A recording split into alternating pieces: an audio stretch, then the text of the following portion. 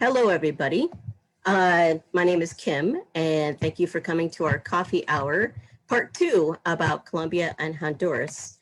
So it's a very important discussion that we're having again. We wanted to have a continuation part to kind of give us updated information on Colombia and Honduras. So some of the housekeeping stuff that we want to do is that everyone's on mute. And if you have any questions, there's questions you can type into the chat. But if you're on Facebook, go into the comments. And one other item about Facebook is that if you want the captions to be turned on, you can do that on Facebook. And what we'll do is have discussions first and some questions, and then we'll take some questions from the audience. So when you think of a question, go ahead and type it in, and we will get that. So we're from SCOTA, it's Solidarity Committees on the Americas. And we wanted to thank you again for joining on this early Saturday morning. And I also want to start thanking our co-hosts that also helped with this event. Currently working on issues from Honduras or Colombia. So some of those groups are Minnesota Hands Off Honduras, Witness for Peace, and there's Witness for Peace Solidarity Collective, the Minnesota Immigration Rights Action Committee, the Minnesota Caravan Solidarity, the Haiti Justice Committee of Minnesota, Twin Cities Hands Off Venezuela, Minnesota Cuba Committee, the Climate Justice Committee, the St. Paul Eastside Neighbors for Peace, the Eastside Freedom Library, that's in St. Paul, the Anti-War Committee, and the Welfare Rights Committee. So there's definitely a lot of interest on what's going on in these countries. And then Jairus, would you like to do the land acknowledgement? All right. And then introduce yourself, Jairus, before you start. I'm Jairus Heckler, and I'm part of the SCOTA, the Solidarity Committee of the Americas. Badote is a Dakota word that generally means where two waters come together.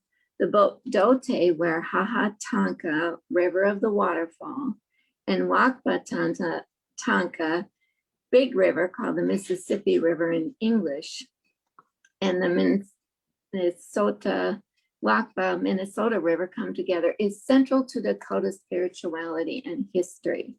Badote is a place that carries a complicated and layered history in the thousands of years that Dakota people have been in relationship and kinship with the land here, and in the several hundred years since European settlers colonized the land that the state of Minnesota now occupies. The United States land seizures were a project of spiritual destruction that denied the Dakota free and unhindered access to the land that fundamentally shapes their identity and spirituality.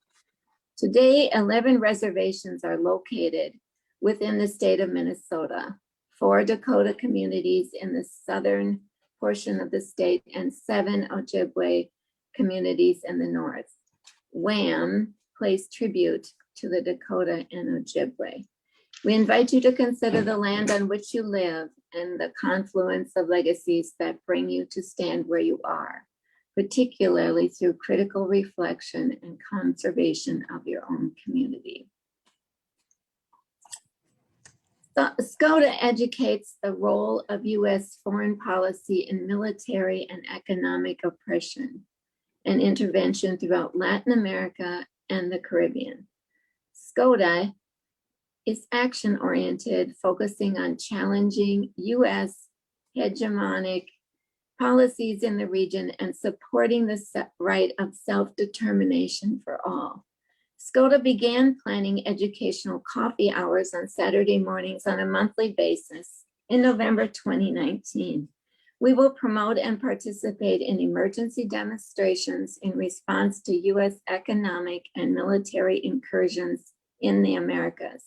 We will work with the many local and national organizations focusing on areas within the Americas. Great, thank you for that. All right, so we're glad to have back James Patrick Jordan of Alliance for Global Justice and Victoria Cervantes of the Honduras Solidarity Network to give us updates on the current situations in Colombia and Honduras. Since we last met in October of 2020, and since we last met, the violence and suppression has greatly escalated in both countries. More police and state violence, more state corruption, more repression against Afro-Indigenous and Indigenous peoples in both countries, and an increasing mobilization for protests against oppressive situations.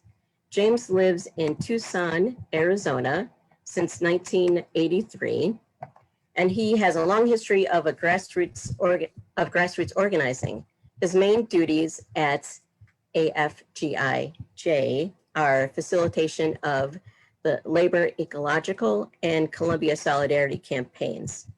And he's a part of the AFGJ's teams for prison imperialism projects and a respect for democracy campaign against US interference in foreign elections.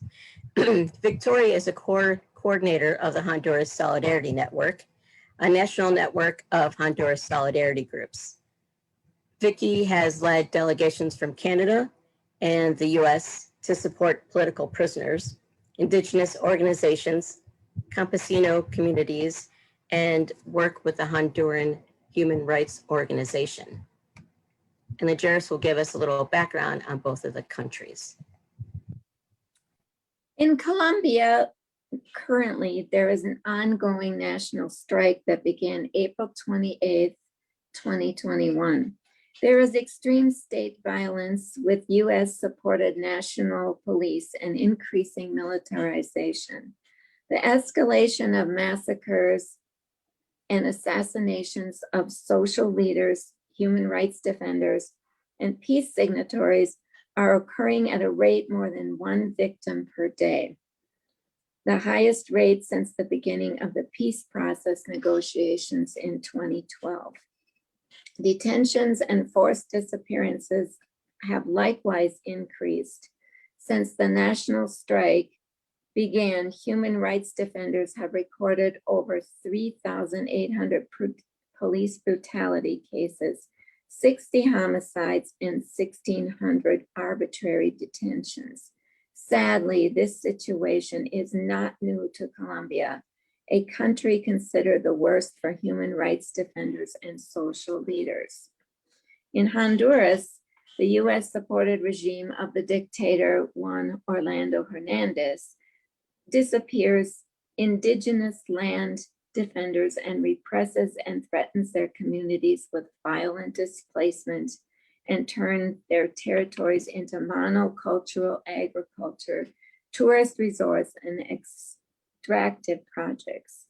They struggle to defend their territories against seizure by the government and both Honduran and international developers, as well as organized crime with ties to both. They seek to exploit the coastal resources and displace the Afro-Indigenous Garifuna people in spite of a court order by the Inter-America Court of Human Rights, which the government has ignored. The Honduran narco state of Juan Orlando Hernandez supports suppression of human rights, corruption, close ties with gangs, sexual violence and trafficking, lack of development of jobs, and lack of labor rights. All right, great information. So let's get started. We'll start with Vicki, and then James can follow up. So first question might be a long question, but Vicki, can you give us an overview of what changed since last October's presentation? And within that, if you can give like a brief history histories and the nature of U.S. intervention in Honduras for you. For context, it doesn't need to be long since we did have a discussion of our histories last time, but just to put it in for context and then let us know what happened since our last presentation. Sure. Hi, and thanks so much for having me again. It's always a pleasure to talk to y'all.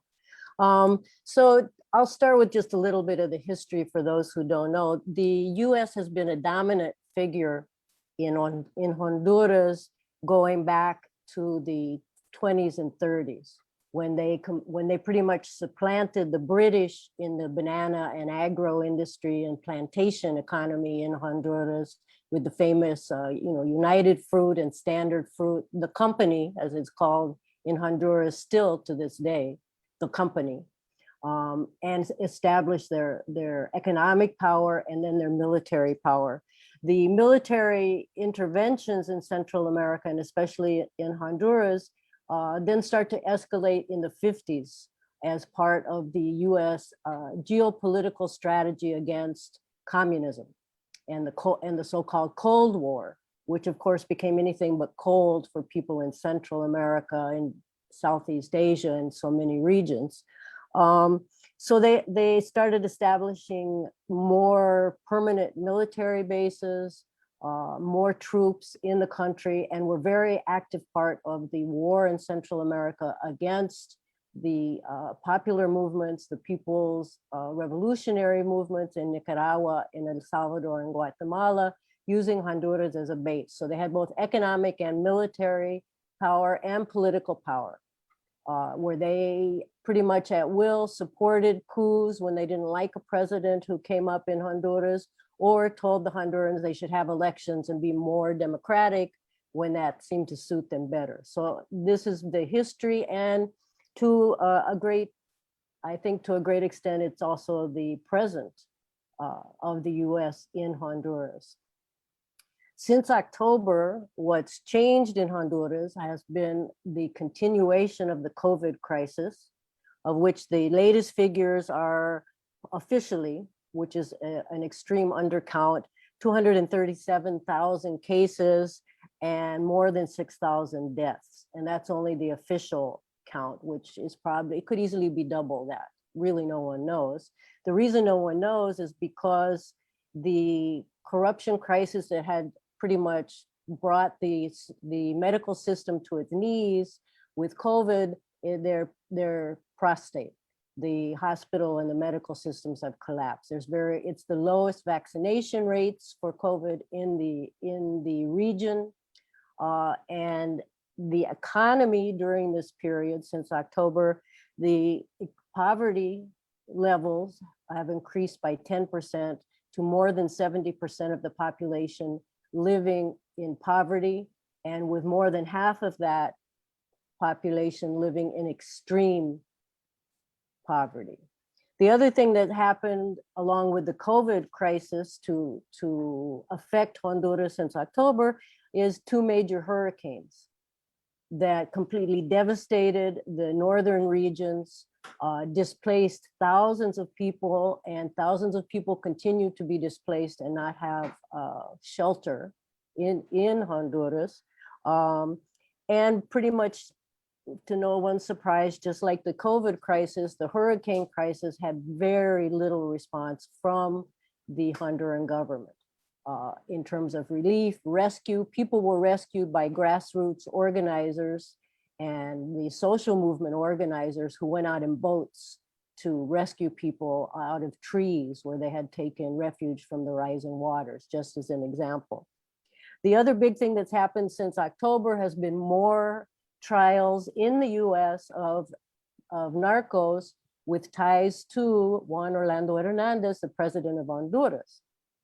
And there is a growing evidence has been presented through these various trials of people now saying that narcos, saying that they spoke specifically to Juan Orlando Hernandez, and they made deals with him to protect their narco business. And we can talk a little more about that later, but this is like something that is having a lot of impact internally in Honduras and perhaps some impact with US relations in Honduras.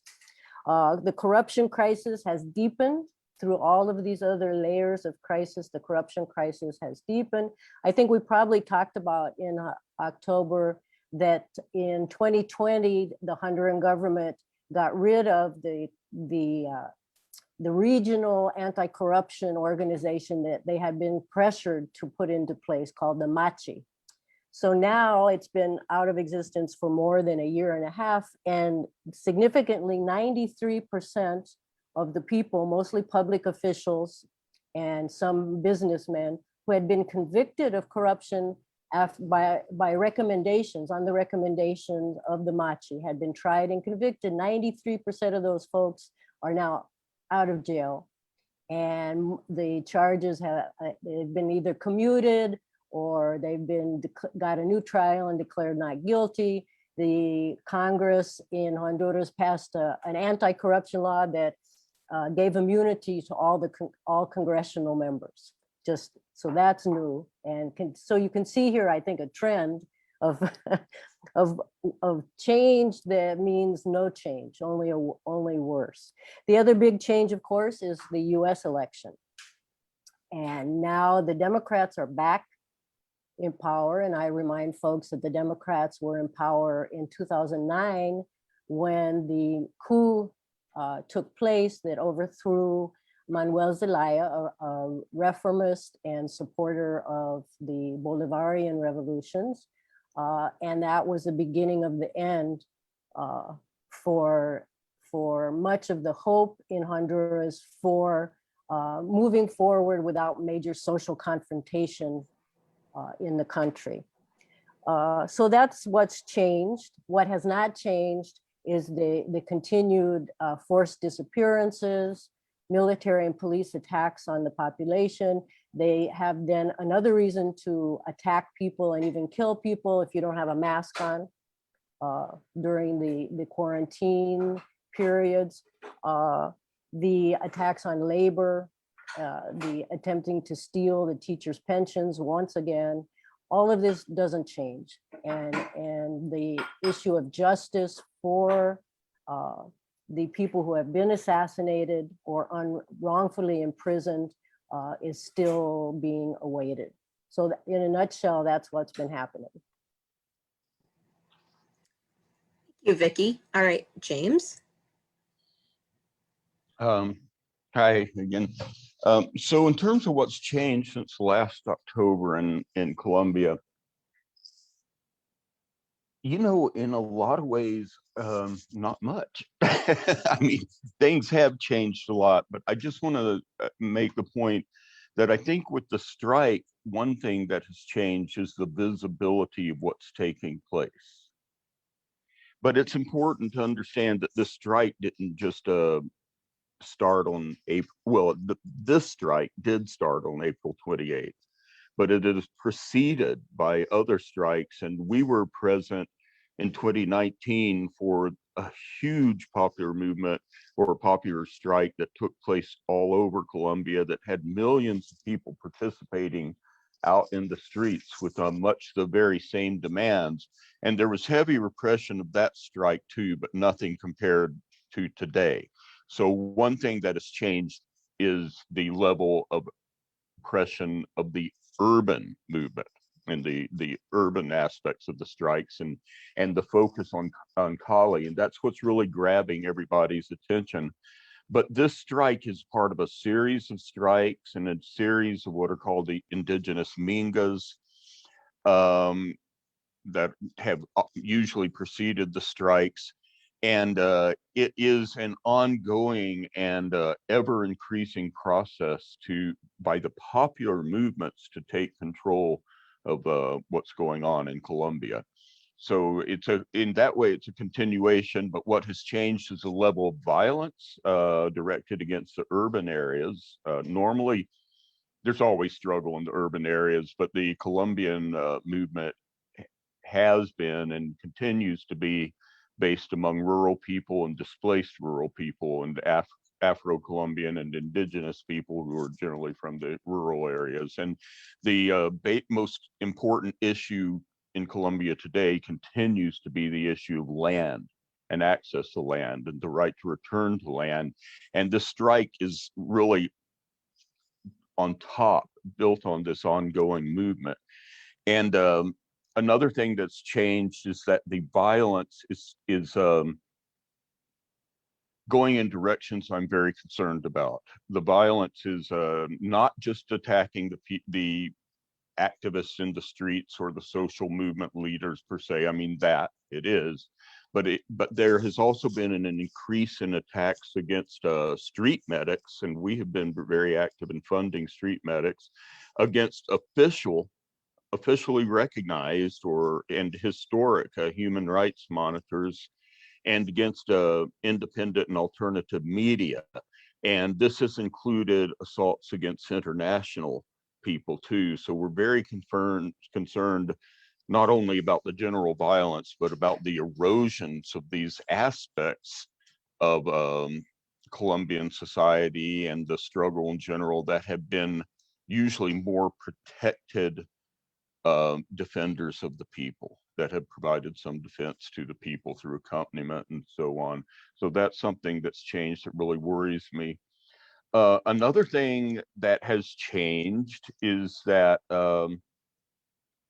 I think what we can call going on, especially in Cali, all over the country, but especially in Cali and nearby areas, I think we have to look at this as a kind of a self-coup by the Duque government, because the fact is the Duque government and his master, he's a puppet of Alvaro Uribe, the former president of Colombia, but they have been thwarted in virtually all their major initiatives in Colombia. And their major initiatives, have mostly been aimed at undermining and getting rid of, basically making meaningless the peace process or the peace accord, and against consolidating, austerity towards the poor and working people, benefits towards the super rich. And again, just every major tactic that they have taken to undermine the peace movements, the peace accord, and various more right-wing and repressive laws they've tried to pass have generally been blocked. And Colombia is getting ready for a presidential election next year that they are, in any kind of fair election, they are certain to lose. Now, Colombia is not known for fair elections, but yeah, I would say in any kind of fair election, they are, set to lose. And Uribe, former President Uribe, puppet master Uribe, drug narco trafficker Uribe, father of the paramilitary death squads, Alvaro Uribe, he's on trial right now, facing serious charges. So I do believe that this entire repression is a kind of last gasp to repress, intimidate, and stop the popular movements, and to in some way consolidate whatever hold on power they can get that is every day slipping.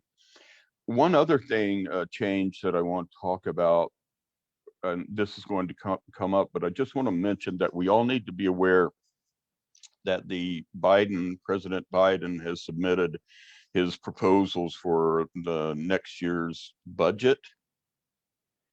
And this is not a change, except the change says actually a worse, they want, proposed an 8% increase in funding to Colombia. I forget the exact numbers. I think it's just under $500 million, right around $500 million in Colombia, again, for security aid, military aid, all of this. It's just crazy. After the peace accord was implemented in 2016, the Obama budget actually proposed an increase in military aid to Colombia. And last year, military aid to Colombia was increased to its highest level in 9 years with bipartisan support. In the House, only 48 people voted against that increase.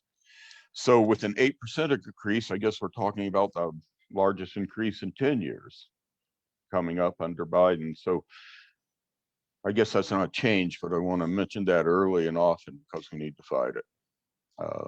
I also want to encourage when I'm talking, if anybody have any questions, just type them in or ask them, because the situation is changing so much daily that I decided I'm just going to answer the questions as we go rather than prepare ahead of time. So if you need clarifications or have any questions while I'm talking, please, I want you, in my case, feel free to interrupt. Great. And then before we go on to that next question, since Vicki talked about the COVID situation in Honduras, can you give a brief update on the COVID situation in Colombia? Yeah, well, Colombia is right now reporting record highs in deaths in COVID. I heard the other day on the news that for the entire world, that there have been more deaths from COVID in 2021 than there were in all of 2020, which I think this really shows the kind of disparity between the first world, the first, second, third world. I don't really buy that particular categorization, but the developed world and the undeveloped world, the global north, global south. And that situation is the same in Colombia. This is another thing, from the beginning in March, one of the first things that AFGJ did regarding Colombia and the COVID situation was there was a big strike in one of the prisons in Bogota around the issue of no protections around COVID. And this was right when the quarantines were all getting started.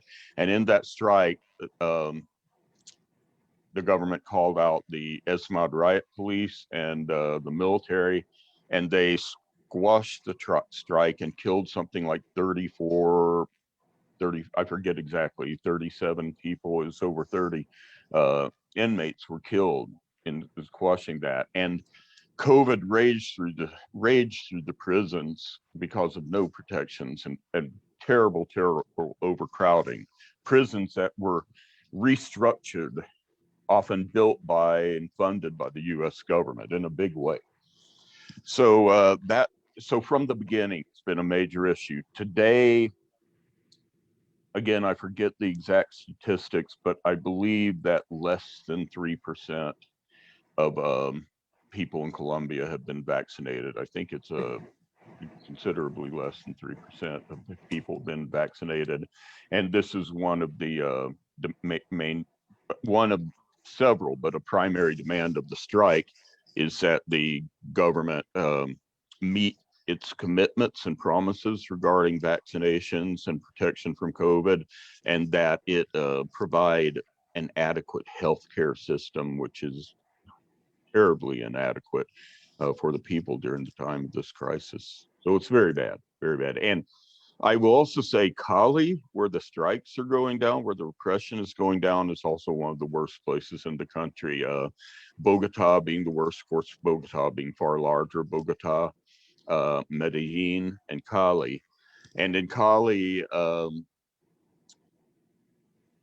it has a higher rate of deaths from COVID than the other places that might have more infections. So it's all around bad, and I suspect Cali's going to get a lot worse because of the strike.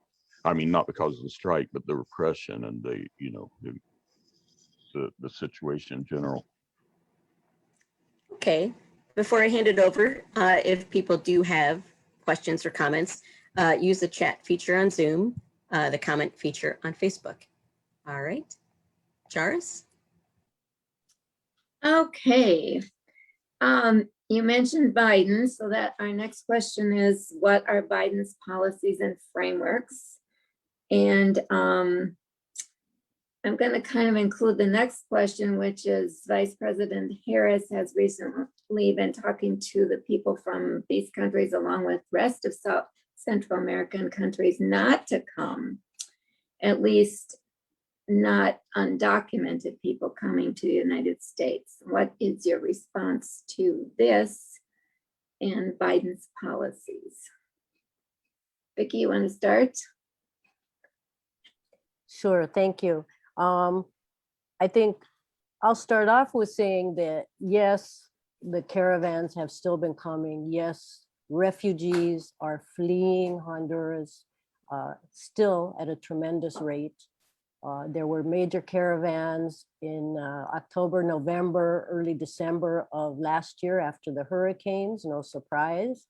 And they've been met every time with an increasing militarization on the border with Guatemala by the Guatemalan military and immigration police, and in Mexico by the Mexican military, immigration police. I think they call them, there's a new National Guard, and with little relief if no relief really on the border with the US.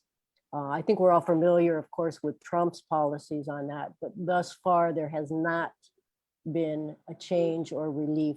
And I'll come back to that in a minute too. So I think there are some things that are different about what Biden is saying, or the discourse that's coming out of the presidency and the administration. And that difference is they have started talking about root causes of immigration and the need to address root causes. So there's a discourse that has highlighted that there might be humanitarian or other reasons that people are leaving. And there's been talk as well, an increase from Biden on talk about the problem of corruption in Central America. And so these two things are different. It's not that corruption was never discussed, even by some folks in Trump's State Department, but it wasn't really an issue for them. So the Biden administration now has these two prongs, I think, that affect Central America and Honduras in specific. On the anti-corruption, one thing that's coming up is we're seeing a strengthening of the position of what I would characterize as some of the centrist Democrats, and they are willing and interested and outspoken on the issues of corruption in Honduras and in other countries in Central America, but less interested in talking about human rights and the situation in the country beyond corruption. So it's a change because they're talking about corruption as a root cause. And corruption is a root cause, is part of the problem in Central American countries, especially Honduras. The corruption is outrageous. But we're seeing that a sort of an imbalance in this. The other thing that's coming up is when they're talking about root cause, Biden has reactivated and changed somewhat the plan that he proposed when he was vice president, and President Obama put Biden in charge of fixing Central America, as Biden has put Vice President Harris in charge of fixing Central America. And the plan then was to spend money on some economic infrastructure and job creation. So now he's increasing his proposal for the amount of money, and talking about as well, tied to the anti-corruption, not giving this money directly to the governments in El Salvador, Guatemala, and Honduras for them to spend, but looking for, and I think I can quote, looking for non-governmental organizations and civil society organizations to receive the money and go about the business of fixing the economy in the country. And in Honduras, the pushback on this coming from the social movements and the more, I would say, more committed and conscious NGOs has been that they want to be consulted, and that just saying you're giving money to civil society or NGOs doesn't mean you're avoiding corruption, because many of the most likely NGOs to receive money, in fact, have ties to various Honduran elites, politicians, and oligarchy. A famous example was the First Lady of Honduras formed an NGO to give shoes to children in Honduras. And then they found out that the money had been diverted into not shoes for children, and that the shoes for children was minor. I mean, so they gave a few hundred shoes to some children. So that's just one example. So I think a couple of other things that are interesting about what Biden is doing. So you have this going on. There's been the formation of something called the Center Against Corruption and Impunity in the North of Central America. And this has been formed by 10 civic groups. I, for the life of me, have not yet been able to find a list of those groups. So which really makes me question. The only public spokesperson who I was able to find, and it's a group we've heard of, is Transparency Now. But there's a couple of different transparency NGOs, so we have to be careful on that one, but that's the only one. There's no list.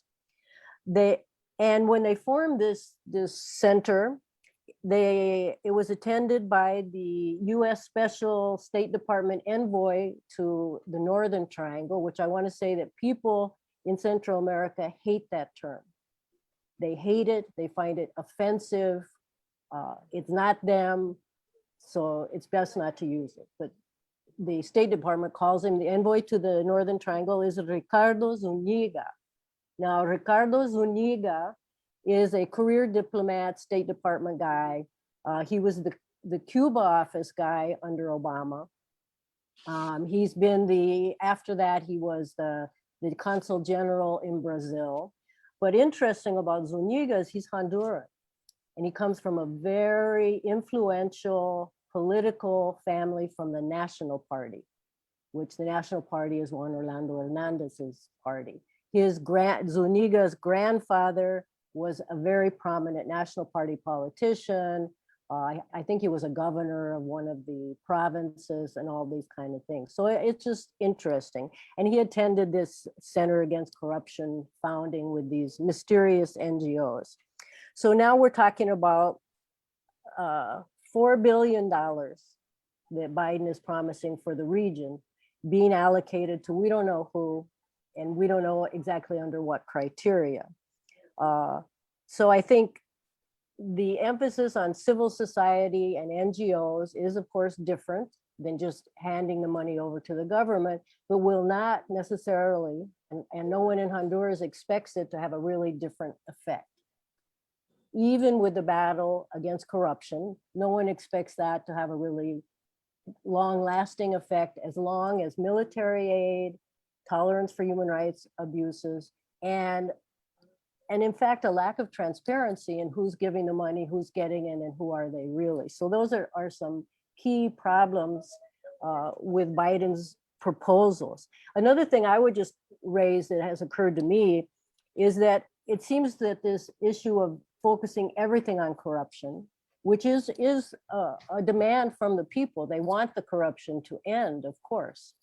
But some of it allows Biden to have a very broad brush to maybe unify some of the policies of US imperialism in the region so that they can be opposed to all sorts of governments, not just, it was quite a contradiction in many ways when you had the US never talking about corruption in Honduras or Colombia, but only talking about corruption in Nicaragua and Venezuela for obvious reasons to serve their policy. So I'm just have my like little red alert button going here that this may be a strategy or tactic to have a broader brush to kind of unify, not to unify how it's applied to governments, but to give it a better rhetorical positioning. Also, it is worth noting that Vice President Harris did not go to Honduras during her trip. She has not met with Juan Orlando Hernandez, nor did she go to El Salvador and meet with Bukele. In the Honduras issue, a lot of people in Honduras feel that it's probably a sign that Juan Orlando Hernandez is not going to be so enthusiastically backed by the US, probably related more than anything else to the narco trials in New York. So that I'll leave that there. The other thing is, of course, the goals of the US and Honduras under Biden remain the same. to maintain control, to maintain use of Honduras as a geopolitical center for the US militarily and otherwise. With, I say, it's the same goal as Trump and others, and the problem of immigration with the refugees pouring out. Those remain the goals, to control those problems and to maintain dominance. Thank you. James, how about Biden's policies in Colombia? Well, I think it's very important to, when we talk about Biden, when we talk about Democrats generally, but in this case, very specifically, that we move beyond the question of bad, the comparisons of bad, worse, that sort of thing with the Republicans. And we move to a place where we talk about how they're different, because they are, sometimes they're better in some ways and worse than others. You know, it kind of mixes together. Of course, Biden and Obama have been terrible for Colombia. It was under the Obama administration, Obama-Biden administration, that a free trade agreement was passed with Colombia that U.S. unions had fought tooth and nail against, you know, and could never be published or passed under a Republican administration. Free trade agreements like that get passed under Democrats, you know, because there, of course, is bipartisan support for that sort of thing. The Obama-Biden administration is also the administration that in 2012 entered into a new military understanding with Colombia that has led to Colombia patrolling foreign sea and airspaces with U.S. troops. Colombia becoming a major training center or source of training for military and security forces abroad.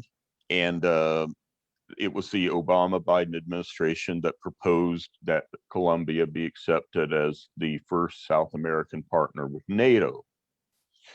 Again, the Obama-Biden administration proposed an increase in military aid to Colombia after the signing of the peace agreement, and Biden is proposing an increase again. So in these ways, the Biden administration is as bad or worse than the Trump administration. You know, they're neck and neck. And again, I doubt the Trump administration could have passed a free trade agreement with Colombia the way the Obama administration did. So there's that. And of course, we have to understand that Biden and Trump and their strongest alliances reflect divisions in the ruling class in Colombia too. The Trump administration was much more allied with the far right wing, with the Uribe Duque forces, while the Biden administration, or Biden, is very close to former President Juan Manuel Santos, which is more associated with the finance, investment, and money side of capitalism, whereas Uribe Duque more with the big landowners and the narco traffickers and that sort of thing. So there's a bit of a division between the two of them, but again, it's just differences, not really, you know, ultimately both these are two sides of the right wing, they're on the same side. But one big difference that's important with Biden that I believe that we should take advantage of is that Biden supports the peace process more than Trump did, by certainly. Biden, I would not say supports the peace process we want, but he supports the peace process as it was being implemented by Juan Manuel Santos, which was very bad. It was very bad. You know, the government was still not meeting most of its obligations, but the government also was not mounting a full-scale direct onslaught against the peace accord either. And I believe that Biden would perhaps reverse some of the policies of Trump that did amount to full-scale attempts to undermine the peace accords. The Trump administration directly interfered with and advocated against the components of the peace process having to do with rural development and eradication of illicit crops, for instance. The Trump administration basically rejected the peace accords are supposed to give land rights and honor land rights to all kinds of displaced people and marginalized communities in the rural areas. And the peace accord is supposed to give rural development and crop substitution programs in exchange for voluntary eradication of coca crops, marijuana, poppy crops. What has happened, though, is that many communities have, in good faith, gotten rid of their coca crops and illicit crops, and because they were part of this agreement to receive infrastructure development. I mean, I have traveled the most rural areas of Colombia, and the roads are terrible. The idea of like growing crops and getting them to market is not an option. So you have communities that are completely dependent on growing coca for traditional uses and coca for narco trafficking uses. But there's no other option. But under the peace agreement, there's supposed to be new options, new equipment, new crops, new roads, infrastructure. And the Trump administration just attacked that again and again and said, we won't play with that, and started insisting only on violent eradication by the military and by the ESMAD riot troops, and insisting on aerial fumigation with Roundup, which had been discontinued. I believe that in terms, and it started again, in terms of the Biden administration, will it be better? I don't know. I mean, Biden's a warmonger, but I think we have opportunities that we didn't have with Trump. The other thing, Trump was pursuing extraditions as a way of getting around amnesty for FARC participants as a part of the peace process. Obama did not pursue extraditions. He didn't go the extra mile and return prisoners we were holding. For instance, peace negotiator Simon Trinidad, he didn't go the extra mile and returned them to Colombia, but he wasn't still pursuing these extraditions that undermined the peace process. The Trump administration was. So I think with respect to Biden that we have an opportunity to push for new commitment to the peace process and to reverse some of the worst aspects of undermining the eradication issue and the land issues, which are central to the peace accord having any viability. But I just want to say, I believe we have opportunity and we have to take advantage of that. I don't know that he will respond the way we want to, but I think it's very important for us to put pressure on the administration around support for the peace agreement.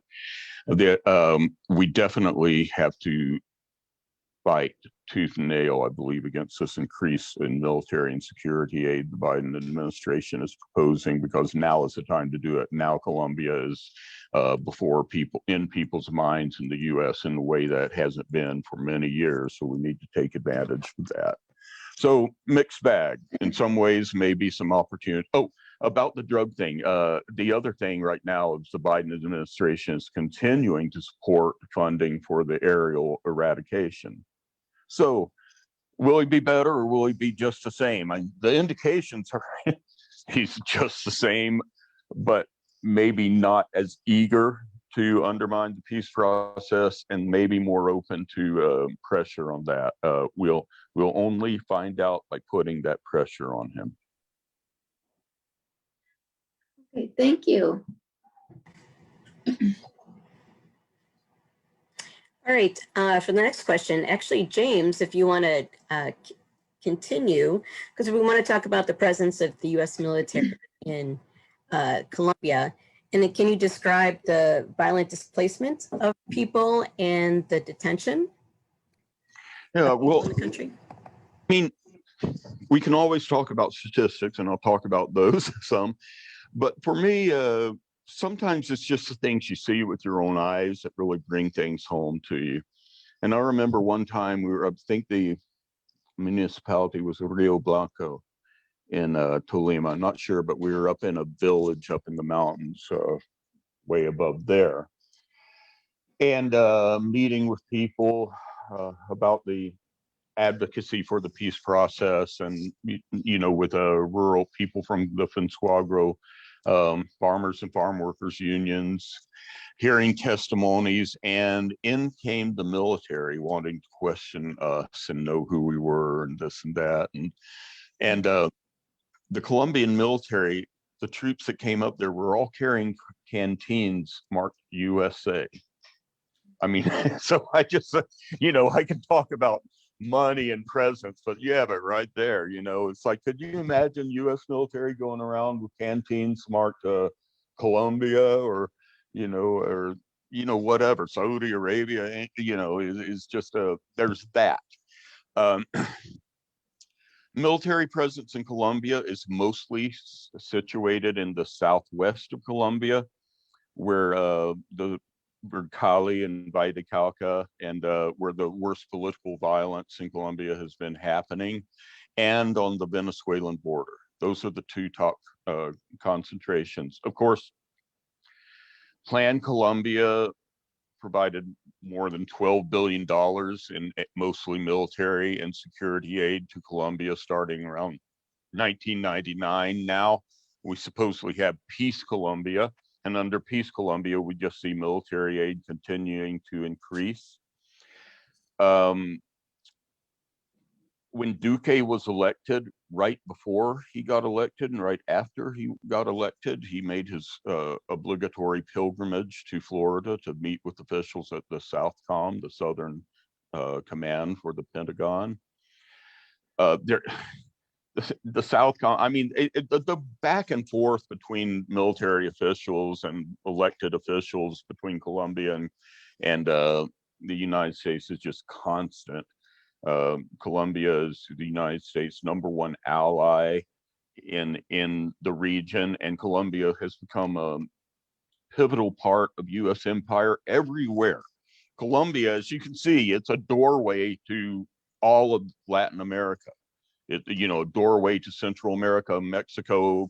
You can see it. That's Colombia there, and either side. It's on the Atlantic, the Caribbean coast. It's on the Pacific coast. It's a doorway to the entire region, and it has trained more than 50,000 security and military troops, mostly in Central America and Mexico, but elsewhere. But Colombia has, I mean, were Colombians that fought in the Korean War with the U.S. and then came back, and the brigade that went to Korea committed a massacre against students in 1954 on June 8th and 9th. It's the International Day of the Students or not the Colombian National Day of the Students we just observed, where they massacred students who were protesting against police brutality in 1954. Again, that Colombian troop came back and provided all kinds of training and preparation for the repression that took place in Colombia subsequently. Colombian troops have fought in Yemen. Colombian troops have gone to Afghanistan. So the military presence in Colombia is extensive, and Colombia is a funnel for that it's like a prism for that military presence. It takes its own aid and then it spreads it abroad. It's just a crucial part. And I just want to talk a little bit before I stop about ESMAD, the riot police that are responsible for the vast, I think so far there's been like 77 people killed in the strikes, and most of those at the hand of the ESMAD riot police. They were co-created by the United States with Colombia as one of the first acts of Plan Colombia, and they have been armed and advised ever since. And if you've seen any of the photos of videos of helicopters flying over crowds during the national strike, in some case firing on crowds with tear gas canisters, even live bullets, I've heard. The United States since 2012 has provided at least $500 million to develop the ESMOD and Colombian National Police aviation capabilities. All those helicopters come from the United States. All that aerial repression of the strike comes from the United States. And today, we have the situation as far as the displacement is just rising and rising and rising. We've had 77 deaths confirmed in the national strike. We've had in 2021, 26 ex-insurgents, participants in the peace process have been murdered, and 72 social movement leaders, meaning that since the beginning of 2021, 175 people have died in political violence at the hands of the Colombian police, Colombian military, or Colombian paramilitaries, which this is the 162nd day of the year. So that is more than one person a day dying in political violence in Colombia. So yeah, there's a lot of displacement. COVID has only made it worse with the quarantines. People are more easily found. And I just want to say that we, along with 7 other organizations, 6 of them Colombian organizations, have established the Centro Pacifico, the Pacific Region Center for Human Rights in Cali. And that center has already been providing to space for displaced people from the majority Afro-Colombian city of Buenaventura, and is right now providing space for protesters who are fleeing paramilitary and military violence, and sometimes who have had to leave their homes and be displaced themselves. Displacement increases. Again, it's mainly rural based. High proportions of women, children, Afro and Colombian and indigenous populations. And it's important to understand too, when we talk about urban struggle in Colombia is always an extension of rural struggle. They're completely intertwined. They're part of the same movement. But the thing is, we're talking about, I don't know, what are the latest figures, 6-7 million people internally displaced in Colombia. And where are these people displaced to? They're displaced to the cities. So again, everything comes down to land and political participation, the right to participate without having to run for your lives or be killed. Also, a quick follow-up. Last time you talked about the Israeli troops being in Colombia, acting as a proxy for the U.S., if I'm remembering correctly. Are they still there, or is there any updates on that? I think, I don't know if I said that. I'm not sure that I was correct. I don't know if there are Israeli troops in Colombia or not. I don't know that for a fact. Of course, I haven't studied the situation, but what I have seen recently, because I have studied this a little bit and been looking for it, is Israel does have a close connection with Colombia. They're involved in developing the aspects of the prison system in Colombia. Definitely involved in that, giving advice to police and border agents as well. But Israel traditionally has, in terms of acting as a proxy, sometimes when the United States Israel's a major military supplier to Colombia, as well as the United States. And quite frequently, when the US cuts back on aid to Colombia, Israel increases aid to Colombia. So the connection between there are many, many connections between Israel and Colombia. Now, I will share something that I have heard it from very credible sources. I don't know if it's true or not, but recently somebody that we knew, Jesus Santrich, was killed. Jesus Santrich was he was a comandante from the FARC-EP, and he was a negotiator for the peace process. He and Ivan Marquez eventually left the peace process and reestablished what's called the New Marquetalianos, or the New Marquetalians, Nuevo Marquetalianos, trying to reestablish an armed FARC EP again. And they did so after just terrible repression and threats against them. There were Jesus Santrich was completely set up with false informants by the Trump administration, the DEA, in an attempt to extradite him to the United States. False testimonies, for instance, testimonies that he is making drug deals in one place when he was known to be in another city entirely. Recordings of conversations where there's never any mention of moving drugs or anything. It's just, and Jesus Santrich was at one point, the administration was forced to release him from prison, and as soon as he was wheeled out of the prison, he was rearrested based on false information that came from the DEA. So what happened is after so many dirty tricks, so many deaths of former insurgents, the complete failure to comply with the peace accords on the part of the government, some FARC people were rearmed, among them Jesus Santrich and Ivan Marquez. And I just want to say, we amplify the voices of popular movements at AFGJ. We support the peace process, and we amplify the voices of the popular movements. We don't pass judgments on how other countries and other movements choose to liberate themselves. We do not support the rearmed FARC. We do not endorse it, but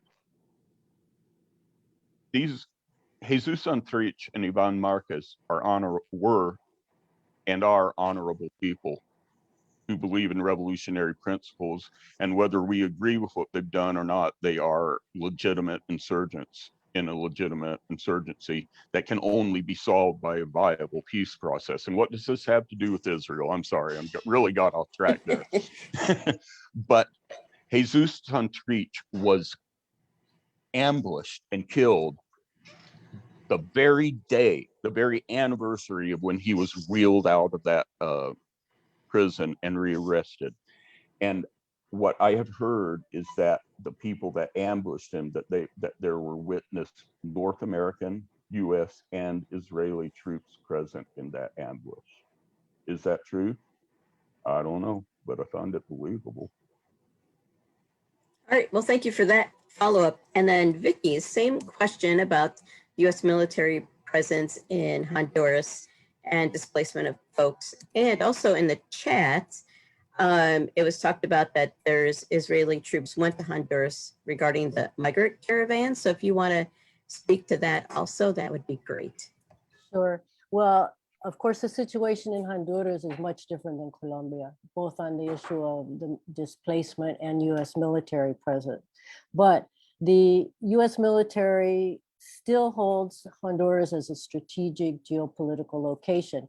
There's one major military base, Sotocano, which has is important to the US because it's because of its location in the center of Central America, and because it has major airfield capacity. So the US could, if need be, mobilize a lot of troops and air traffic out of Sotocano quickly. So it's one of 75 bases in Latin America. In Central America, the country with the most bases is Panama, that I think has 12.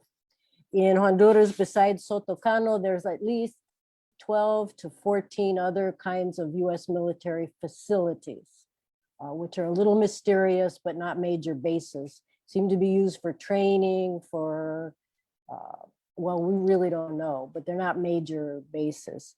But the thing in Honduras that has more of an impact even on the people is the role of the US military in training and militarizing Honduras.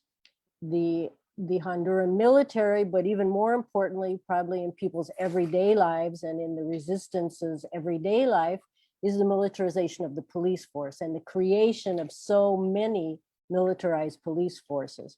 Before the coup, Honduras had, transit police, preventative police, which are like sort of your normal police, and national police.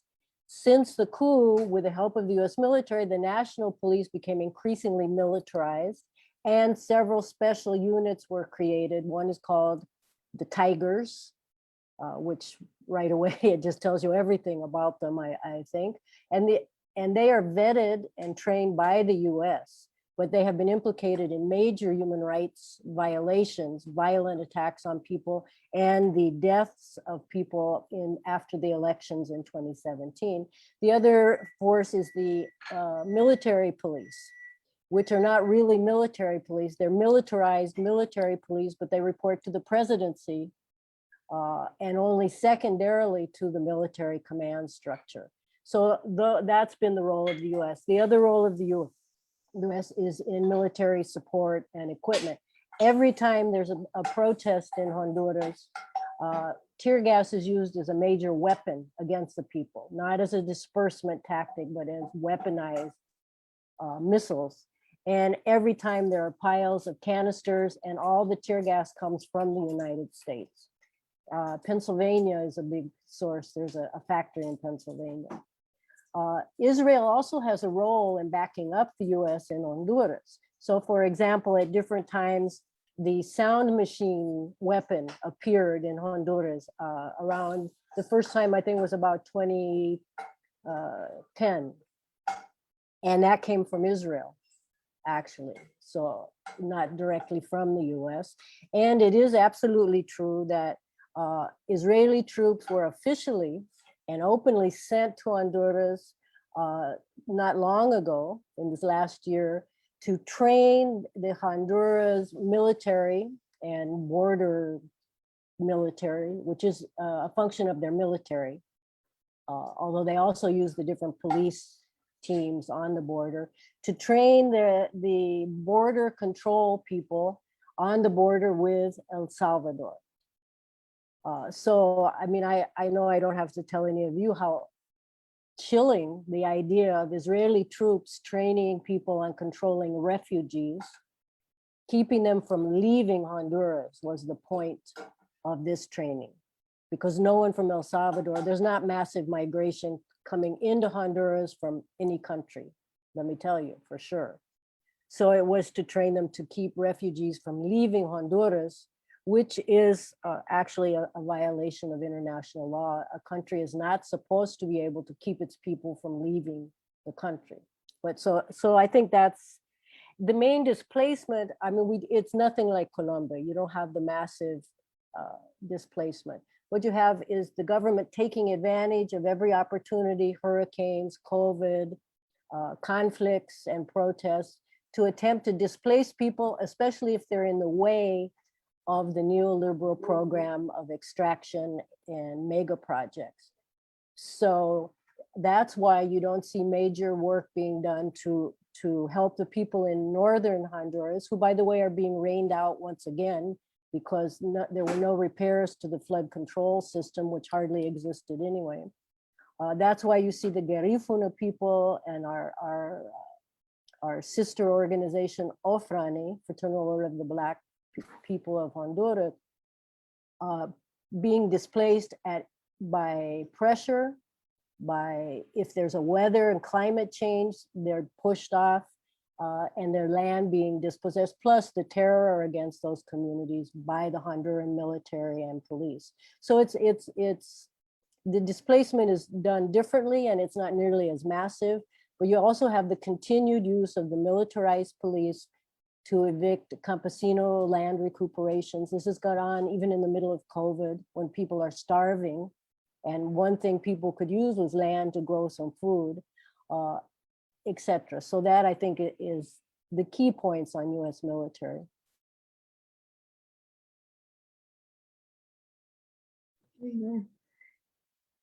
I just want to acknowledge that there's been a couple of questions in the chat, and they seem related to our last question. So I was going to wait, and just in case people are wondering. So you kind of described this strike in Colombia. We were wondering who was a part of it, how did it come about, and how is it going? And in any of the increased assassinations in Colombia, like who and why is kind of doing that. And then the next thing would be to describe resistance for both countries. So, James, do you want to start with the Colombia? Well, with regards to the strike, again, this is one of a series of strikes, and there's, of course, strikes through the whole entire history of the entirety of Colombian history. But I'd like to go back to 2013, actually, when there was a major agricultural strike right after the peace process started. And it was a strike, especially for land rights, again, for the points 1 and 4 of the peace accord related to land rights, access to land, ending displacement, return of the displacement, and rural development in exchange for the eradication of illicit crops. So there's a huge strike in 2013 that was mainly rural based and was very repressed, especially repressed in terms of arrests. And one of our close friends from the Fuensuagro Union, who was a leader of the strike, was arrested and put in prison. And actually, my partner Raquel and I visited him in prison. And fortunately, he was released as a part of the process, but for the charge of rebellion. And that's how that strike was put down, but it never went away. There were more strikes after that.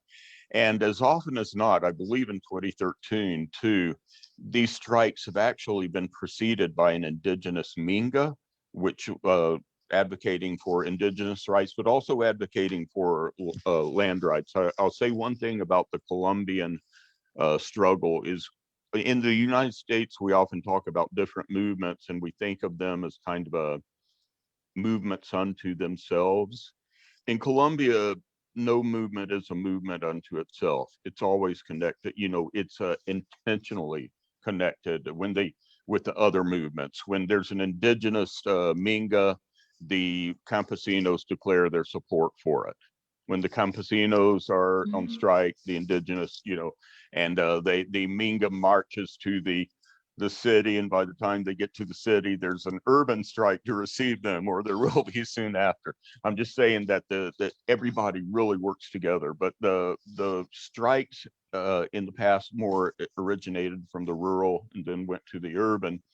And then 2 years ago, and there's been a couple, 1 or 2 strikes in between that were just smaller 1-day things, but a couple years ago, not quite 2 years ago, in November, December of 2019, there was the largest strike since the 1970s. Literally millions of people around the country took to the streets, demands are all interrelated, and they are interrelated with the strike demands today. Labor rights, the rights of youth, the rights for a basic minimum wage, the rights for access to education, to health care, the right to participate in the political process without being killed or displaced, and of course, peace, but and against police brutality, as we can see.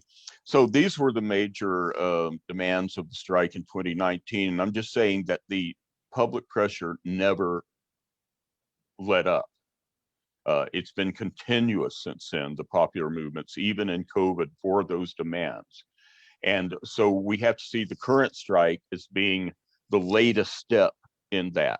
And it's really important this time, though, because the strike has originated in the urban areas and has taken on a really urban character. And I believe that to some extent, this is the urban movements are beginning to catch up with the leadership of the rural movements. And it's a very, very important and welcome development to see this. And we have to think of the strike. I mean, the strike is across lines, even across class lines. It began with the labor movements, especially the CUT, the largest labor confederation in Colombia, that is a center-left labor federation. but began with their demands and demands of social movement leaders. And now it has grown to increase all aspects of Colombian society. And if anybody is leading it today, it's the students and the youth. And that's really important because in the strike in 2019, there were times that the official strike committee was ready to make compromises that the students and youth were not ready to accept. And they would go to the streets and keep things going so that the strike committee had to get in line with them. They couldn't, they couldn't call it off without their agreement. And today we are really seeing that the students and youth are the front lines and are truly leading this strike. And that is being respected and honored in the movement. And they are winning all kinds of things. The repression, though, has been brutal. It's been focused in Cali and Valle. And I will say, and I don't know this, but I have to wonder if in some ways this is a kind of a dress rehearsal for what an urban invasion of Venezuela might look like. I don't think the US necessarily wants that even. They'd prefer to just strangle Venezuela to death, but we have to realize that Uribe has always been advocating for some kind of invasion. So I don't know if it's connected, but the strike is massive. The last I have heard different polls, we've seen different polls have said that Colombia has 70 to 75% of the support for the strike among the population. There's been a big attempt to reverse that, to erode that support, but I would just say it's still massive and still ongoing. And it's really got the momentum. That the repression is brutal and it is terrible. But to me, the biggest story is not the repression, it's the victories that the people's movement have been making, and the fact that the people's movement keeps moving forward, that as soon as one strike is ended, the work just continues towards the next one. So it's very possible that in 2022, during the elections, there could be perhaps insurmountable campaign against the far right in Colombia. We'll see. Okay. So Vicki, we've kind of got a question about, I was saying Garifuna, but it's Garifuna. We wanted to know about the continued attacks and killings of those indigenous people and other indigenous and environmentalist people in Honduras. And could you talk a little bit about the election that's coming up in November in Honduras? And we're wondering if observers are planning to come from the US, if you know that. And would that make a difference? Okay. On the Garifuna people, I think I mentioned it, but I'll reiterate part of it. So the Garifuna people, whose the most important organization is the Black Fraternal Organization of Honduras. OFRANE is their acronym in Spanish. And the Garifuna community is located all along the Caribbean Atlantic coast, strung out on the beaches. And their territories have become more and more valuable in the neoliberal scheme of things over time, especially since the coup. Because of the possibility of mega tourism. They're the most wonderful beaches. They're wonderful beaches. And of course, the Garifuna people, their traditions and their militancy in defending themselves, and as a part of the resistance in Honduras, permanent resistance in Honduras before the coup, during the coup, and to this day, has made them really a target for all the interests, all the neoliberal and oligarchic interests in Honduras. So for that reason, we've seen continuous and now escalating in the last few years, assassinations where people are just assassinated, and no one really knows for sure who. Forced disappearances, the most famous being, the most important of this epoch being July 18th in 2020, when 5 Garifuna men, 4 of whom are major leaders in Ofrane and the local indigenous governments of the Garifuna on the coast, were dragged from the houses by men wearing vest that said DPI, which is sort of the equivalent of like the federal, like the FBI, sort of, very loosely an equivalent, a national investigative police force. They were dragged out of their houses and have never been seen since. And that continues. They were taken alive. We want them back alive, continues to be the slogan. And the fighting words of the Garifuna people, but it has not happened. Since then, there have been other assassinations.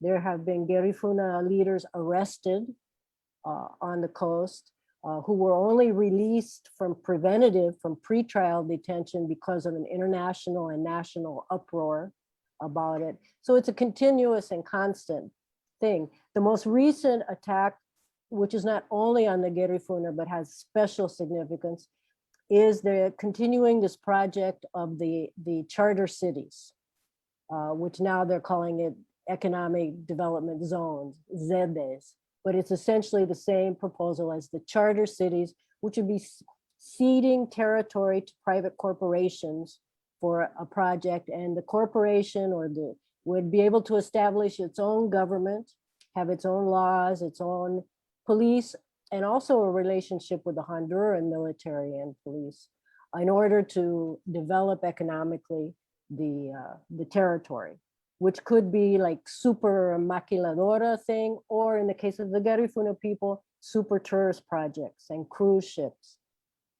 Because the Garifuna people are like what the saying in Spanish is like a rock in the shoe. They're like a rock in the shoe, something that just won't go away and hurts every time you try and do something for these neoliberal projects and for the dictatorship in Honduras. So, I mean, there's more, but that's important. They have formed an organization and invest their own independent investigative unit, the Garifuna.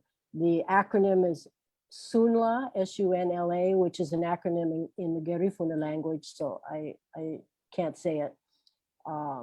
But it's an independent Garifuna investigative unit. And what they are trying now is to build that up, to look for the disappeared, to do their own forensic. They have involved forensic experts from other countries, because first of all, there's seldom any interest by the Honduran state. Secondly, if there is, it's the same people who disappeared the folks are the ones who are sent to investigate it, which is what happened with the Garifuna men. So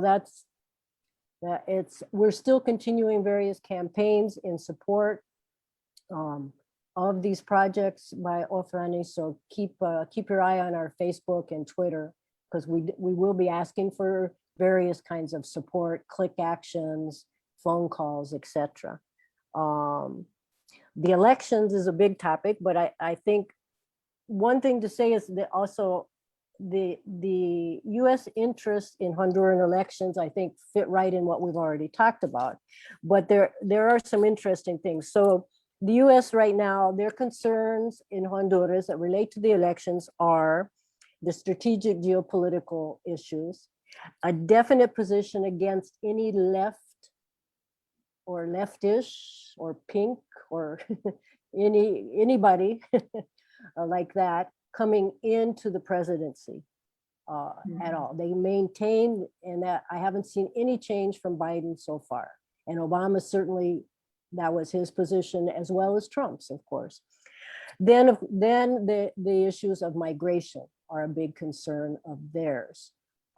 Stopping migration from and the refugees flowing out of Honduras.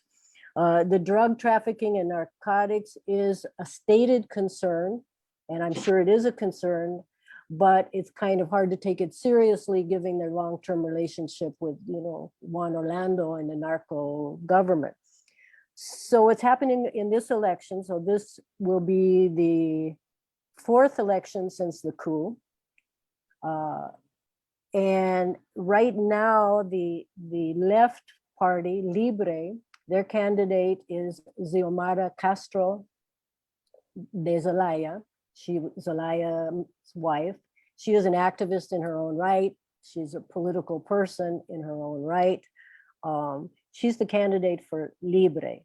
This time, Libre has thus far not put together or been able to put together an alliance like they did in 2017, where it actually worked. They formed an alliance against Juan Orlando Hernandez with Anti-Corruption Party and with a number of small parties.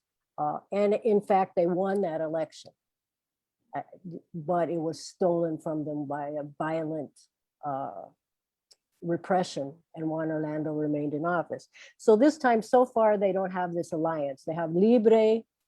The National Party has a candidate that is not Juan Orlando Hernandez, but is not different than Juan Orlando Hernandez in the key political issues.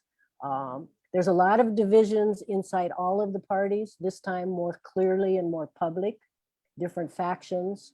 But the National Party, all the factions are essentially the same in anything important. The Liberal Party, I would say the more right wing of the Liberal Party won the primaries, and their candidate is Johnny Rosenthal, who just got out of prison in the US for narcotics trafficking, which then has made it difficult for Libre to think about being able to ally with part of the Liberal Party. So what is going to happen? I don't know. The movement, the electoral groups there's a lot of infighting and division.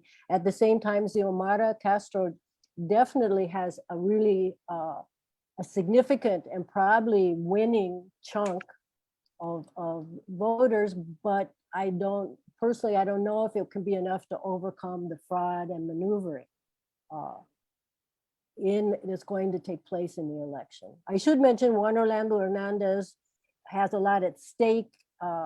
He really tried to figure out how to run again, even though it's illegal, and it was illegal in 2017. They took a measure to the Supreme Court trying to get permission for re-elections, and thus far the Supreme Court said no, not this time. Juan Orlando has a lot at stake because he's on the list to be called to Washington to give an accounting of the narcotics trafficking when he's no longer president, according to all the analysts in Honduras. So that is like another big thing hanging over. It's really unclear this time. I think it's going to be really messy and much harder, this is my own opinion, than it was in 2017 to get folks united and out and voting. Plus, there's a level of demoralization in the social movements and mass movements, especially related to elections after what happened in 2017, when really they gave everything.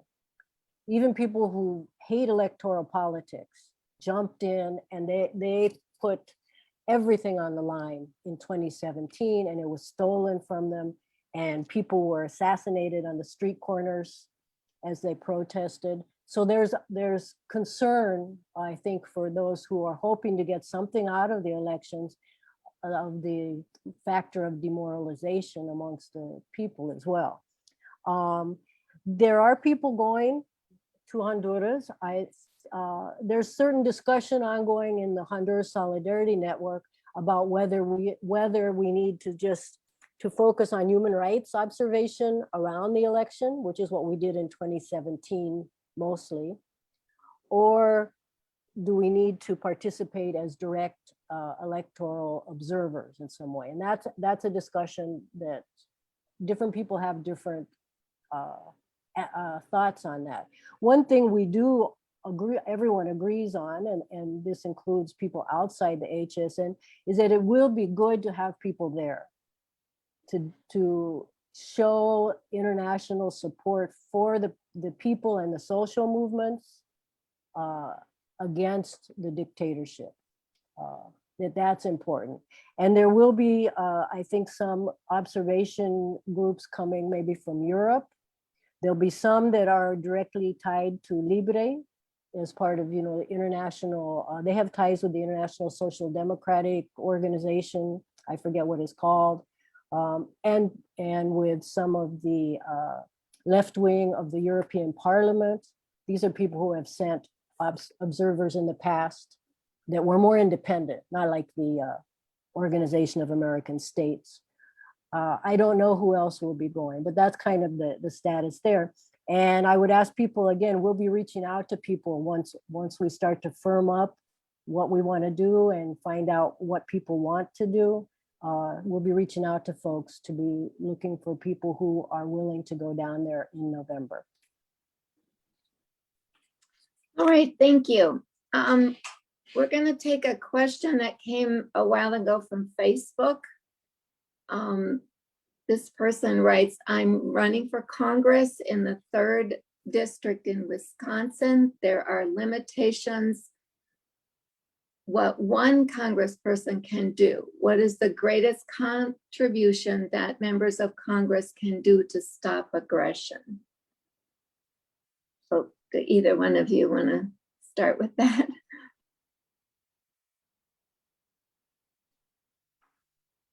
Vicki, do you- Sure. And I think that this will relate also to something that Sherilyn Young from Hands Off Honduras is going to talk about. But I will say that we've done a lot of work in the HSN trying to build at least a section or factions or whatever term you want in the US Congress of people who are, first of all, willing to actually speak out against US policy and against the human rights violations being conducted in Honduras, as well as in other countries, but focusing on Honduras. And there have been any number of dear colleague letters and statements and op-eds written by some of the folks in Congress who have been willing to do that. There's also legislation that's been introduced, 2 pieces of legislation in the House of Representatives and 1 in the Senate. It's the first time in the Senate. And this legislation includes the Berta Cáceres Act human rights requirements. And I'll let Sherilyn talk more about that if you like. And also it has an anti-corruption section in it as well, with individual sanctions against people like presumably Juan Orlando and other high officials, and requirements of measures that the state of Honduras, no matter who's in government, will have to take to get sanctions removed, both in resolving specific cases, such as the Berta Cáceres assassination case, the Garifuna disappeared case, and structural changes. So that's just like a little in a nutshell, but I think Sherilyn has more she could say about that whenever you're ready. James, do you have comments to make about Congress people? Well, yeah, definitely. I mean, first of all, I'd just say, good luck, and if elected, definitely connect with the Progressive Caucus with Jim McGovern, my congressperson, Raul Grijalva, of course, the famous squad, because they are all regularly putting out letters that are very good around Colombia, and it's way too small, the number of people that are making noise about this in Congress. So lending your name to visibilizing what's going on in Colombia and the effects of US aid are very important. And I would say right now, again, the struggle over this budget is going to be a very important struggle to make noise, to be outspoken about and oppose the increase in military and security aid to Colombia, especially when, if this goes through, again, it'll be the largest increase in 10 years at a time that people are being killed in both government and para-government right-wing violence at a rate of more than one person per day. So, you know, and support the peace accord materially in every way. We need to support the peace accord. Colombia is so important regionally. We often say that the peace of Colombia is the peace of the world, is peace for the world. I'm not quite sure how to do this part, but there's a question from Elizabeth from Cali, Colombia. She has some ideas of how we can help Colombia. Do we unmute her?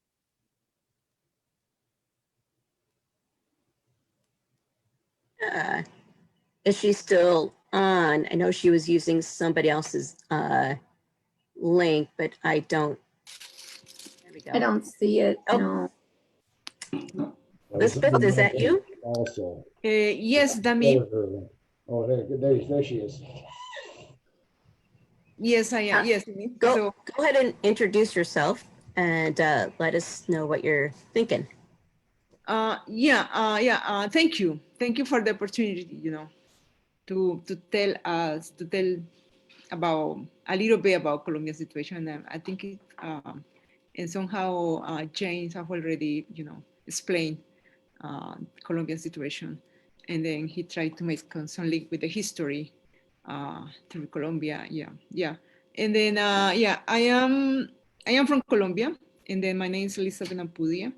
And actually, I born in Tumaco, close to the Ecuador border, which is a very, very crucial landmass territory of Colombia, and it is very close from the peace contract from Cuba peace contract when Colombia signed, the contract with the FARC. Tumaco, it's very important for that peace, for that contract. And and then I moved to Cali, and to attend Universidad del Valle in Cali. And then I studied biology there, and then I got my master in biomedical science at the same university, Universidad del Valle. And then I started working at the same university, as a professor, engineering faculty, and worked with passion fruit, biotechnology of passion fruit. And probably you may know passion fruit, we call maracuja in Spanish. And then, during that time, just save some money and then get here, and then to pursue my PhD. So after almost 5 years of working hard in Colombia and save some money, I got here. And then almost 6 years ago, I live in Minneapolis. I got, my PhD from University of Minnesota.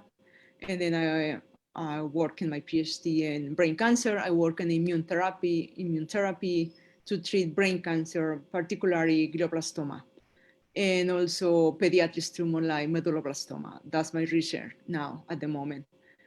So I graduated recently, basically last year. I disserted my thesis, and then I got my diploma just last month, May. And then I got a position here at the same university. I work as a postdoctoral associate here at the university. And then, so that's my journal to be here. That's my credential. So so how do I get to this meeting? Because we are now working with another group, trying to get in a humanitarian help for Colombia, basically for Tumaco, because I am from Tumaco, and then Tumaco, has been in a lot of, violent situation for almost, for a while. And then I haven't seen a lot of people dead, a lot of genocides from different groups, for different players, not by government, but not government, but also for crime, social violence. So, Yeah, I said, before, the violence in Colombia was concentrated in rural area than like Tumaco. And then in the cities, people do not know about nothing. And then now, the violence moved into the cities. That's the we are seeing now. And then probably, because, the economic situation has going down. So we have, like Jane said, our budget is very reduced. Currently, people, basically, some people are starving. There is no food, even though Colombia is an agriculture country. It's supposed that we have a lot of food, and then we produce food, but we don't have food for us. So people are starving now, and then that's one of the main trigger. And in Cali, particularly, which is located in Pacific Coast, we have, Buenaventura is a port, Pacific Coast, and then it's the door to the Colombian country. So for goods, for produce, for different, foods, for everything that goes in and goes out moves through the Buenaventura. It's very important for us. And also Cali have one of the main industry area in Colombia, which is located in Jumbo. So now we have,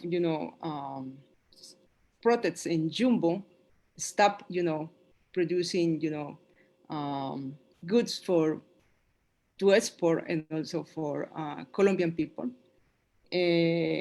Buenaventura port is also in protests because where people of Buenaventura, all Pacific Coast in Colombia is African descendant people. And then African descendant people, as you may know, it's basically, the government take care a little bit of those people. There is no money for that people, for African descendant people in Colombia.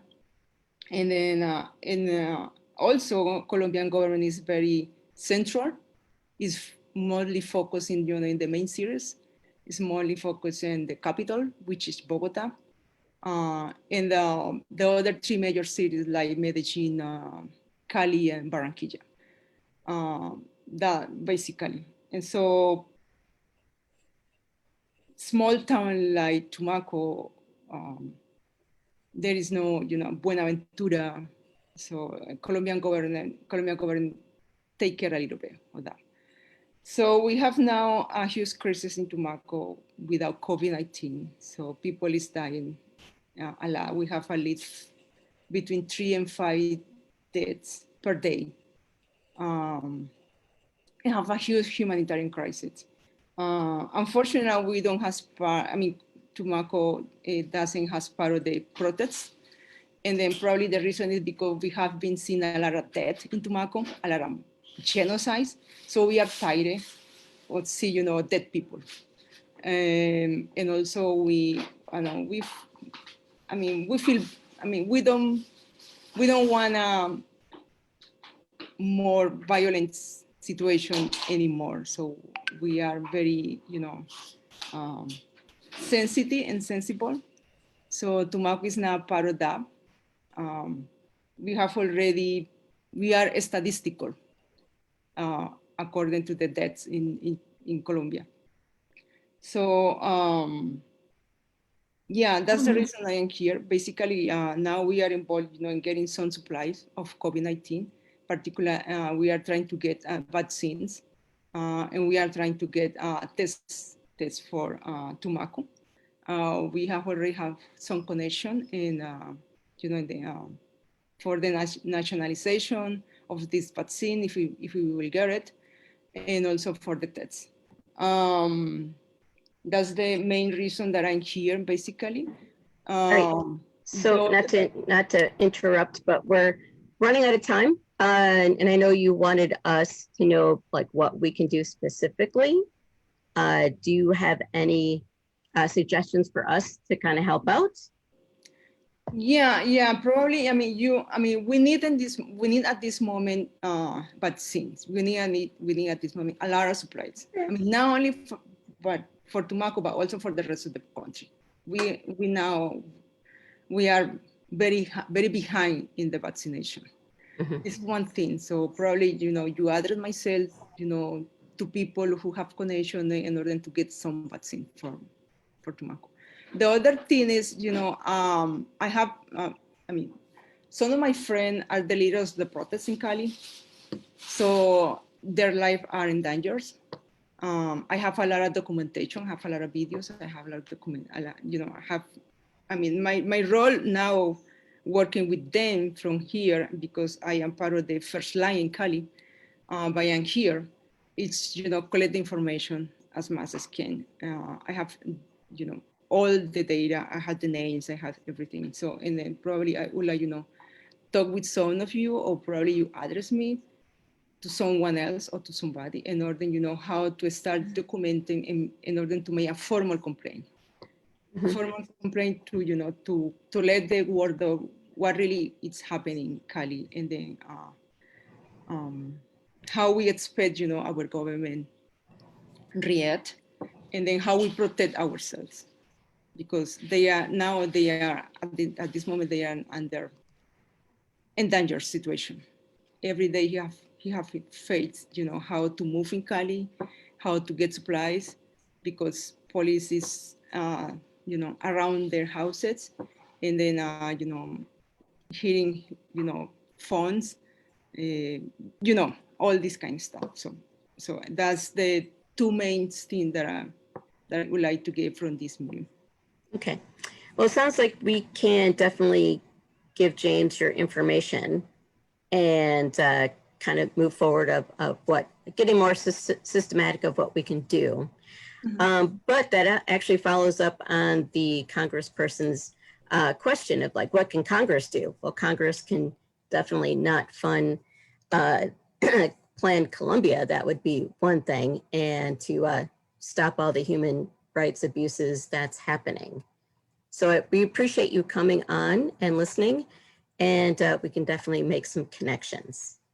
So on that quick note, I'm going to introduce Sherilyn, who is Hands Off Honduras, and she can talk about one of the concrete ways of helping. Vicki talked about the bill that's now put forth, and Sherilyn will tell us what we can do quickly on how to support that legislation. So Sherilyn, I believe you are unmuted now, so go ahead and introduce yourself. Sure. Yeah, thank you. My name is Sherilyn Young. I live in St. Paul, Minnesota, and I'm pleased to be here to say a little bit about some of the work that's been going on by a small group of people to meet with Congress people regarding the Berta Cáceres Act and the new Senate companion bill that was introduced in April of this year by Senator Jeff Merkley.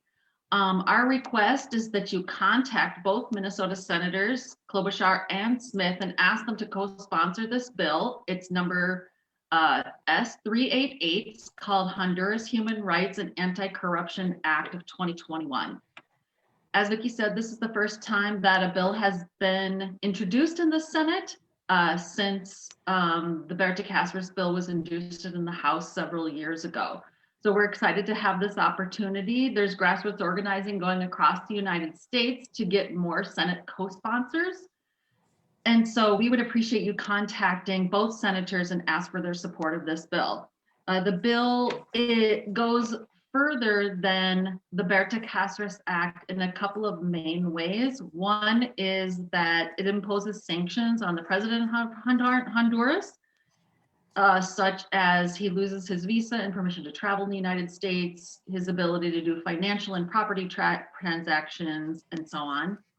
It sets up some anti-corruption support for Honduras, including through the United Nations, and the development of some structures within Honduras to combat corruption. And it also prohibits, a part of the original Berta Cáceres Act, which continues over, prohibits the US from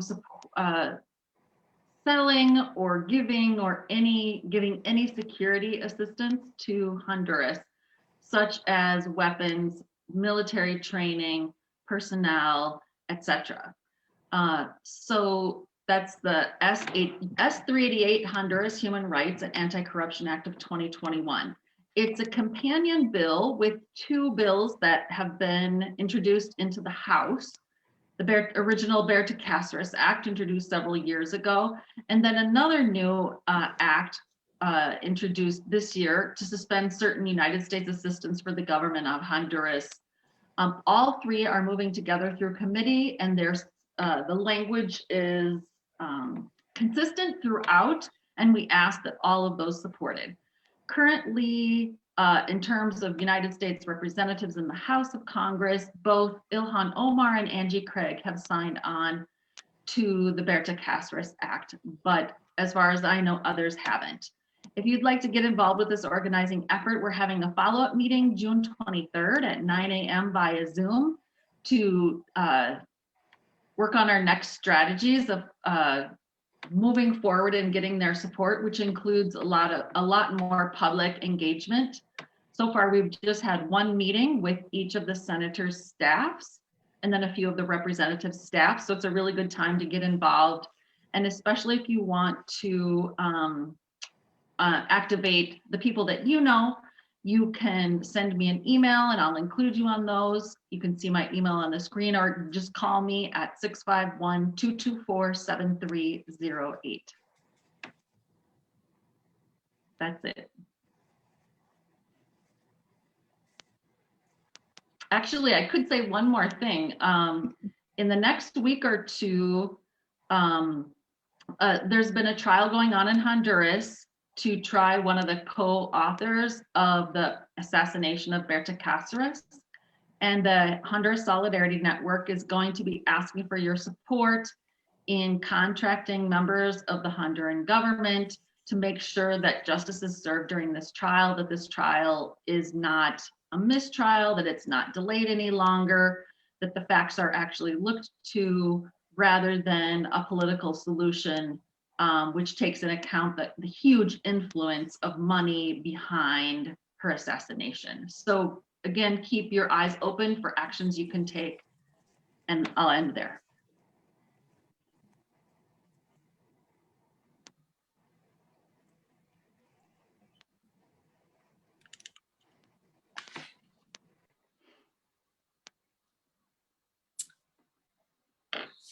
Okay, I'm not quite sure, Kim, what we're doing right this second. Well, just that it's getting close to noon, and I know people want to do other things today. So bear with us for a few moments more when we ask our last question from Jairus. Yeah, just like what we can do and solidarity groups. Go ahead.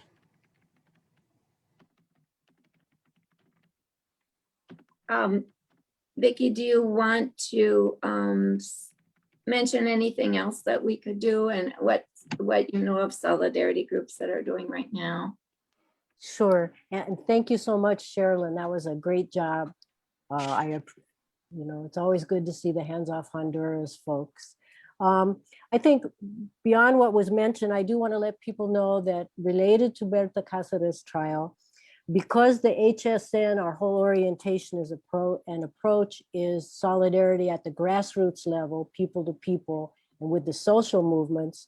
One of the things we're doing around the trial, besides the social media campaign, insisting on justice for Berta, is we're also doing some fundraising for the Feminist Encampment, which is a group of feminist organizations, women's organizations, and activist women that have camped out outside the court building where this trial is going on in order to provide pressure on the judicial system to support the witnesses against David Castillo, the accused in this trial, and to continue to pressure that the state of Honduras go after the real intellectual authors, the Atala family and other even higher powered people. So if you go to our Facebook, you'll see we have a link And we're doing grassroots fundraising in order to help support the feminists to maintain their encampment. Another thing is, I just want to also say, anybody with an organization that would be interested in working more with Honduras Solidarity Network or joining the network, if you're not already, you would be very welcome. We have a lot of different kinds of work going on. There's a place for everybody and every organization to do what they can.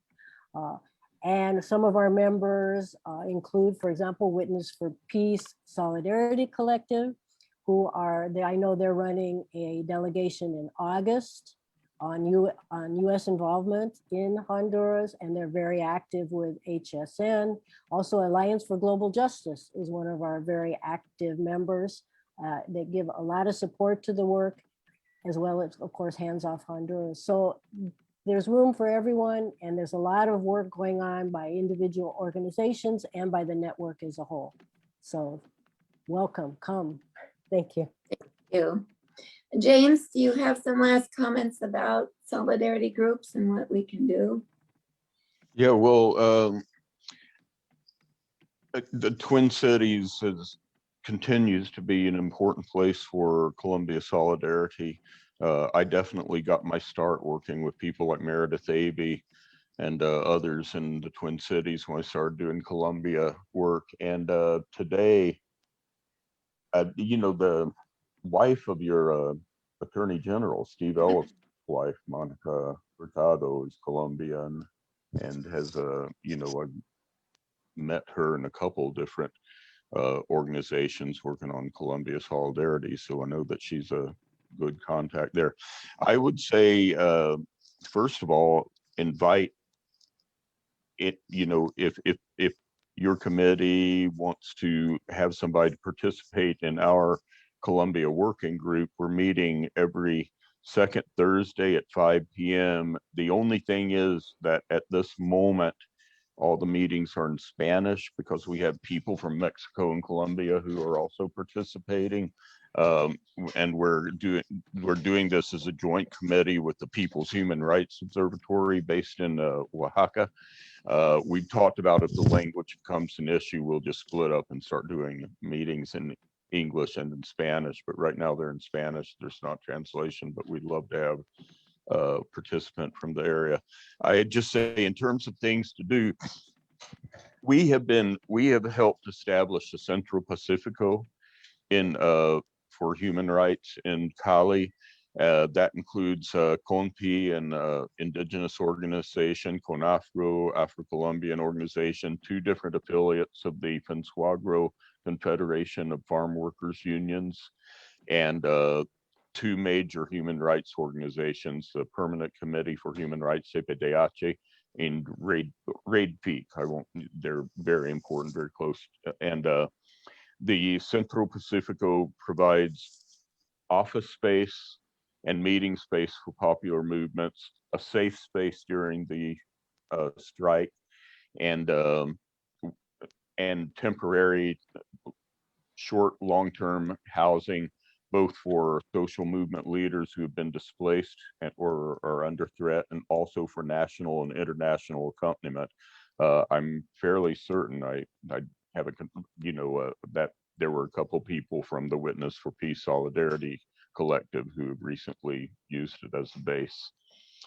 So there's that. And your organization actually gave a contribution for the center last year, and very much appreciate that. And another thing that we're doing through the Centro is we have actually raised a few $1,000s for to get supplies to street medics during the strike, and that's those are a couple things that we're doing.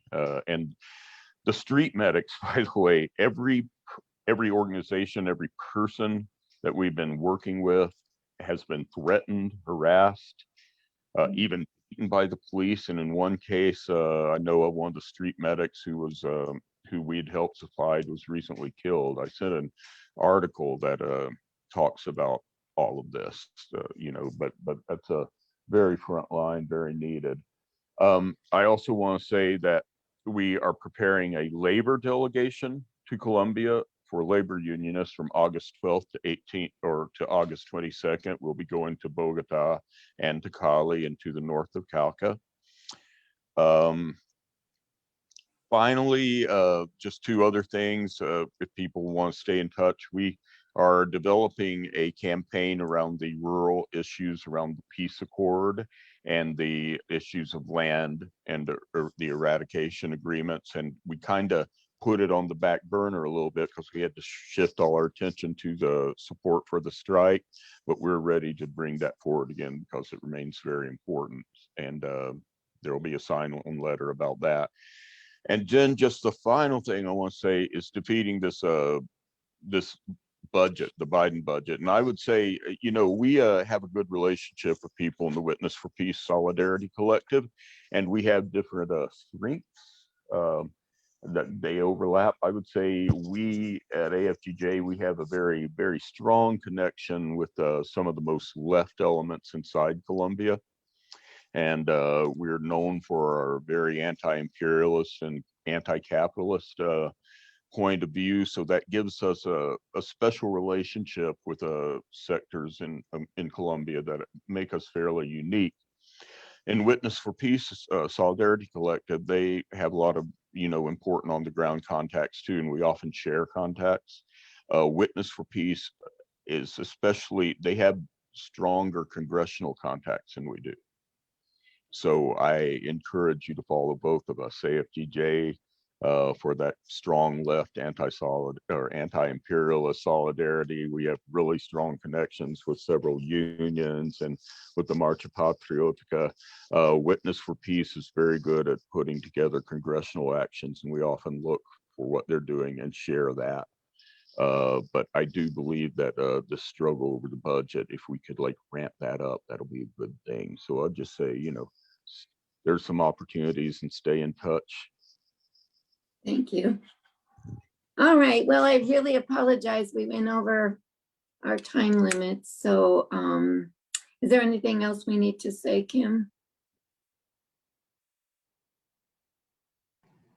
Just thank you for all joining us. And in the chat, I'm just putting in some of the upcoming events. And again, how you can get in touch with SCOTA to be a part of our committee. Thank you again, Vicki and James, for coming back and giving excellent presentations. People in the chat really enjoy it. So I'm glad we're able to get this information out.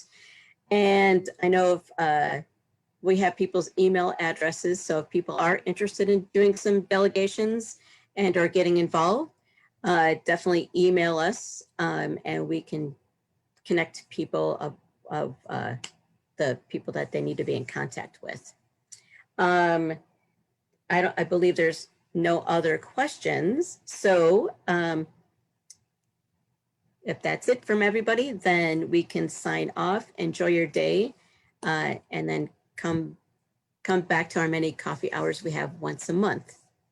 All right, I believe that's it. So thank you everyone for joining and enjoy your day.